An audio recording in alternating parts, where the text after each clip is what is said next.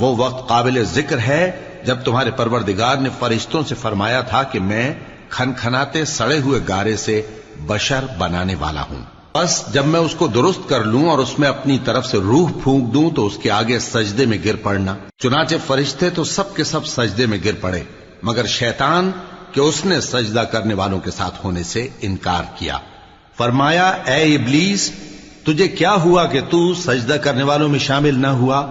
اس نے کہا میں ایسا نہیں ہوں کہ انسان کو جس کو تو نے کھنکھناتے سڑے ہوئے گارے سے بنایا ہے سجدہ کروں۔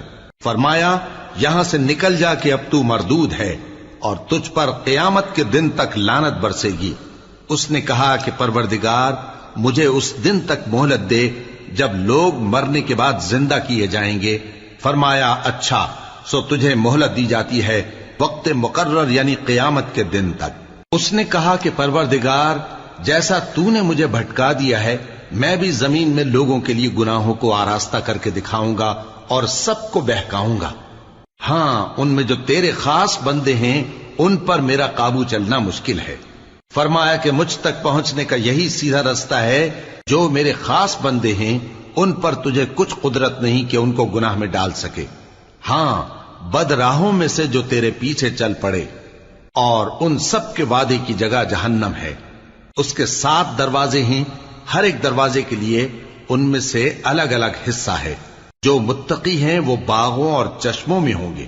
ان سے کہا جائے گا کہ ان میں سلامتی اور امن و اطمینان سے داخل ہو جاؤ، اور ان کے دلوں میں جو کدورت ہوگی ہم اسے نکال دیں گے، گویا بھائی بھائی مسندوں پر ایک دوسرے کے سامنے بیٹھے ہوں۔ نہ ان کو وہاں کوئی تکلیف پہنچے گی اور نہ وہ وہاں سے نکالے جائیں گے۔ اے پیغمبر میرے بندوں کو بتا دو کہ میں بڑا بخشنے والا ہوں، بڑا مہربان ہوں، اور یہ کہ میرا عذاب بھی درد دینے والا عذاب ہے۔ اور ان کو ابراہیم کے مہمانوں کا احوال سنا دو۔ جب وہ ابراہیم کے پاس آئے تو سلام کہا۔ انہوں نے کہا کہ ہمیں تو تم سے ڈر لگتا ہے۔ مہمانوں نے کہا کہ ڈریے نہیں، ہم آپ کو ایک دانشمند لڑکے کی خوشخبری دیتے ہیں۔ وہ بولے کہ جب مجھے بڑھاپے نے آ پکڑا تو تم خوشخبری دینے لگے، اب کاہے کی خوشخبری دیتے ہو؟ انہوں نے کہا کہ ہم آپ کو سچی خوشخبری دیتے ہیں، سو آپ مایوس نہ ہوں۔ ابراہیم نے کہا کہ اللہ کی رحمت سے مایوس ہونا تو گمراہوں کا کام ہے۔ پھر کہنے لگے کہ فرشتوں تمہارا اصل کام کیا ہے؟